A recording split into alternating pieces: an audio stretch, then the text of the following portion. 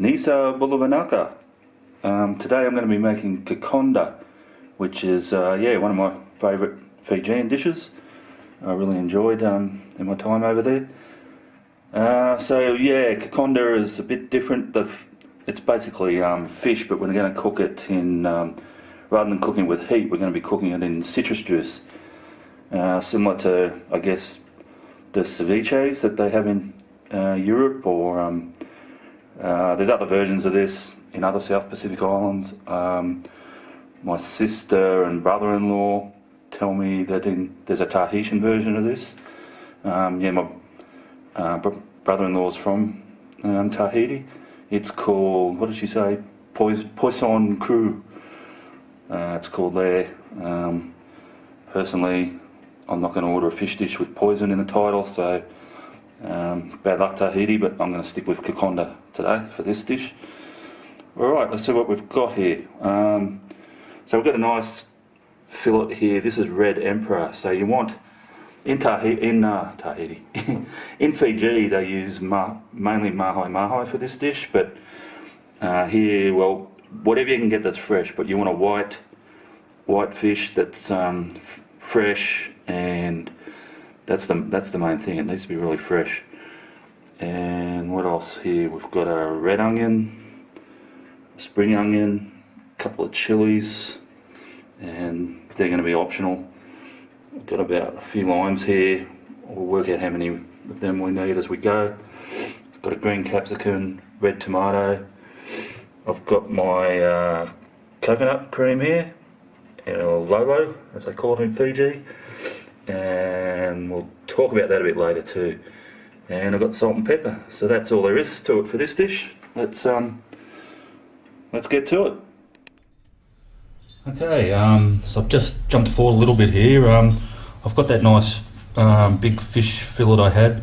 I forgot to mention it was about a 500 gram piece, and there was no skin on it either. It had been deboned, no skin. Alright, so I've cut it up into about 1 centimetre pieces, and I've juiced about half a dozen of those limes, which I think is going to be about enough. So I've got this lime juice. I'm just going to tip that over our fish like that, and not using my hands today. I'm just going to gently coat all that fish. There was a few little red veiny bits in the fish too, and I cut them out as well. I just want mainly the nice white pieces, and that's all we're going to do with that. Some people say to add salt now while it's cooking. I'll probably just do my seasoning at the end. I like to be a bit more in control of that. So I'll just cover that up with glad wrap, put it in the fridge, and leave it there. How long?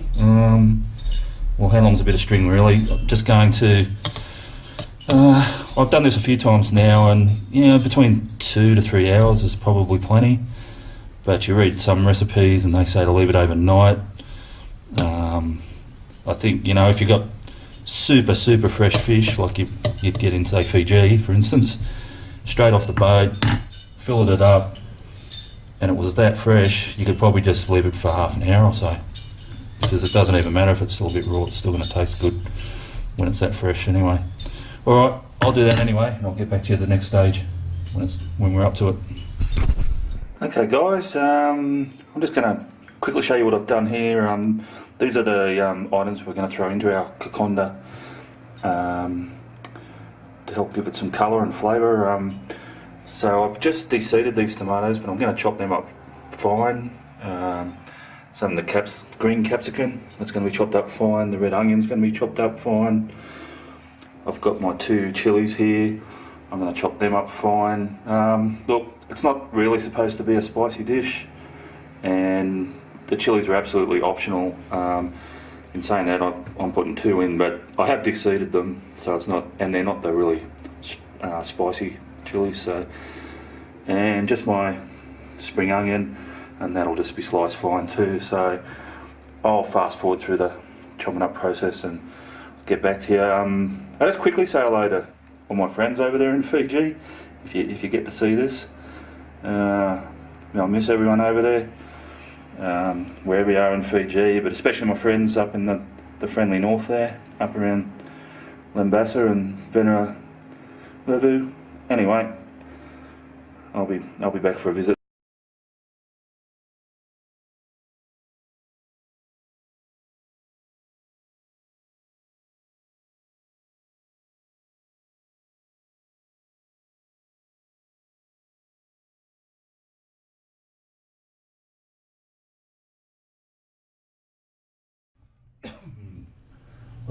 Okay guys, our fish has been cooking there now in that lime juice there for a couple of hours. Looks really good. Looks nice and cooked. So, you know, it is cooked. It's not a it's not sashimi. It's not a raw fish dish. Like, you grab a bit of fish, it's absolutely cooked. You can see. Yeah, it's yum. Anyway, let's get to what we do now. So I've drained all that lime juice off there. So I've just left here with my fish. The first thing I'll put in is my Lolo, my coconut cream. Look, just enough. I don't know if I want to use all that. I don't want it to be too soupy. That's probably, well, that's the whole can. It's not a big can, it's just one of those smaller cans. About the Lolo, I have to say, mention, if you're in Fiji and you get to taste this dish, more than likely the Lolo, the coconut cream, would have been made fresh. So they would have scraped the coconuts, added a little bit of water to the scraped coconut, and lovingly, it's a joy to watch, lovingly sort of made this beautiful cream from the fresh coconut. Now, is that better than the tin coconut cream? Absolutely. It's just, you know, it's another level. In saying that, I'm a bit lazy. Fresh coconuts are hard to get here, inland Queensland. So you got to make do with what you do, and it still turns out really nice with that tin Lolo. But yeah, fresh Lolo is always going to top it. Okay, just a little bit of a rant there. Get back on track here. I'll put in those chopped things.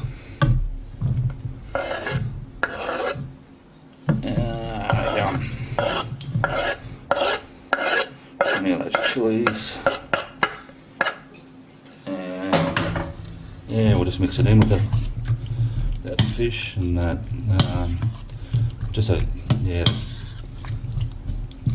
a few of those bits aren't too finely chopped, but I don't care. I just like the look of it, like a bit chunky, because it's beautiful and colourful. I love the red and the greens, the purple, that onion, Spanish onion, and that's looking pretty good. Now, I do want to season it up a bit. We haven't done that yet. Salt. And a bit of cracked pepper. Fair bit of pepper. Well, I like a fair bit of pepper. That's probably enough. Just mix that in and mix that through the Lolo too. And I'll just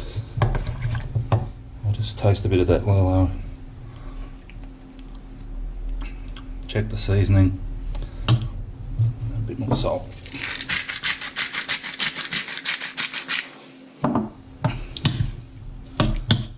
And anyway, you get the picture.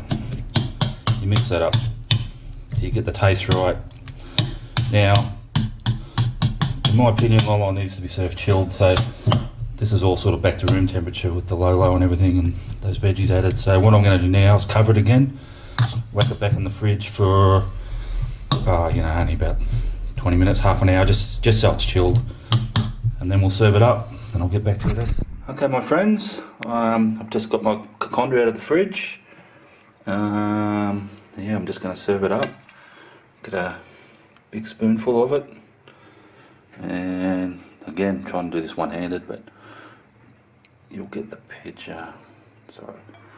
putting it in the bowl. Let's get a bit more than that. I'm having this for lunch, so I want a good serve.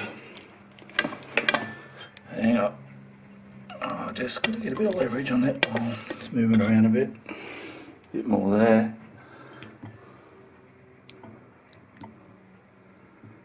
Yeah. One more small one. And top it up. Yeah. So that's looking really good. What else have I got here? I've got just I'll serve it with a couple of wedges of some of those limes left. So yeah, might be nice with a bit more fresh lime. And I just heated up a bit of, because I'm having it for lunch, I'm a bit hungry. I just made up some garlic bread, a bit crusty roll, heated her up in the oven, and that's going to be my lunch. And I'm going to wash it down with a nice cold, I don't know if you've ever seen these, but I'm going to wash it down with it's one of Fiji, well it is Fiji's premier beer. It's a Vonu lager. Vonu means, I'm pretty sure it means turtle in Fijian. It's got this, don't know if you can see that, but it's got this cute little turtle logo. So the perfect, yeah, it's like a really crisp, really nice lager that'll go really well with my Kokoda. And the other thing is, like this Vonu, this Fijian beer company, they actually support the Mamanutha Environment Society. So that's another good reason to support the company, which do really good work in the islands. They work with villages and that on many of the islands to help restore the reef, look after endangered turtles, revegetate islands with dry forests, etc., etc. They're great. So anyway, probably just make an excuse for enjoying my Vonu. You don't need an excuse. You don't need all that other stuff. It's a really nice beer, and you can get it at one of our big multinational importers that's got an Irish name. Okay guys, I'll leave it there and I'll talk to you next time.